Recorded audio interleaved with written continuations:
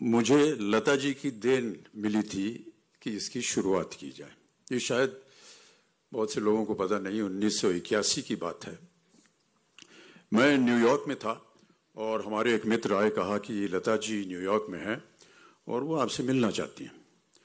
तो मैं लता जी से मिलने गया। उन्होंने कहा, अमिताभ जी, मेरा यहाँ मंच पर एक कार्यक्रम है, मैडिसन स्क्वायर गार्डन, जो कि बहुत ही विख्यात अमेरिका का एक स्टेडियम है। वहाँ पर एक हॉल है, फेल्ट फोरम, जहाँ पर उनका कार्यक्रम होना था। उन्होंने कहा, यहाँ मैं चाहती हूँ कि आप 2 मिनट आकर के मेरी एक प्रस्तुति कर दें। लता जी का प्रस्तुति करना, ये मेरे लिए समझ में नहीं आया है कैसे कह रही हैं, लेकिन क्योंकि वो लता मंगेशकर हैं इसलिए मैंने उनकी बात मान ली और मैंने कहा, ठीक है लता जी, मैं आ जाऊँगा। जाने लगा तो फिर उन्होंने कहा, अमिताभ जी सुनिए, हमने सुना है कि अभी आपने अपनी एक फिल्म में गाना गाया है। अरे मैंने कहा, नहीं लता जी, वो देखिए, वो हल्का फुल्का, वो शादी ब्याह में नोक शोक होती रहती है, उस तरह का एक गाना था। हमारे निर्देशक ने हमको होली के दिन सुना और उन्होंने कहा कि इसको फिल्म में डालना है, तो वो उन्होंने डाल दिया। फिल्म का नाम था लावारिस, गाना था मेरे अंगने में। अब हमारी हालत बहुत ख़राब हो गई क्योंकि हमने पहले कभी ऐसा किया नहीं था। लता जी ने आग्रह किया तो हम गए और बड़ी कठिनाई से हमने किसी तरह वो गाना वहाँ गा दिया। जनता में कुछ लोग जो थे वो ताली वाली बजा दिए, कुछ लोग खड़े होकर के नाचने लगे।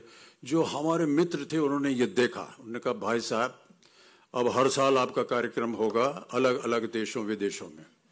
और इस तरह ये कार्यक्रम शुरू हुआ। ये 80 के दशक की बात है, तो इसका श्रेय जो है ये लता जी को जाता है। तत्पश्चात लता जी के साथ मंच पर उपस्थित होने का सौभाग्य हमें कई बार मिला और कई बार उनके साथ एक परफॉर्मेंस भी था, वो भी किया। लता जी के बारे में कई बार हम लोग सोचते हैं क्या है, और एक बार मैंने अपने पूज्य बाबूजी से पूछा कि लता मंगेशकर के बारे में आप कुछ बताइए। उन्होंने केवल एक शब्द कहा, शहद की धार। मिठास उनके गायन में शहद की तरह, और क्योंकि शहद की जो लय है वो कभी टूटती नहीं, इसलिए उनका स्वर जो है वो कभी टूटता नहीं। ये हैं लता मंगेशकर।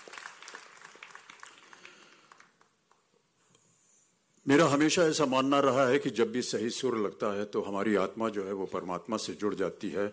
ये जो डोर है जो हमारी आत्माओं को परमात्मा के साथ जोड़ती है, ये है लता मंगेशकर जी का स्वर। जितनी बार उनके सुर को आप सुनेंगे तो आपको लगेगा कि उन्होंने आपकी आत्मा को परमात्मा से जोड़ दिया, एक ऐसी डोर से जो सदा झंकृत होती रहती है। ट्यूलिप शो है 2024 का, it has been a grand success. तो जो प्रीवियस रिकॉर्ड्स थे, तो ट्यूलिप गार्डन की एक हिस्ट्री है, लेगेसी है कि every year it breaks its own record. तो इस बार भी वी हैव विटनेस, कल तक तो 31st डे था, आज 32nd है। तो हम we have witnessed almost 4.25 lakh visitors who have explored this tulip garden from every nook and corner of the country as well as from abroad. Tourists could be seen clicking pictures and selfies with the vibrant flowers in the backdrop at the garden, which has been a serene location for numerous Bollywood songs. I heard about it from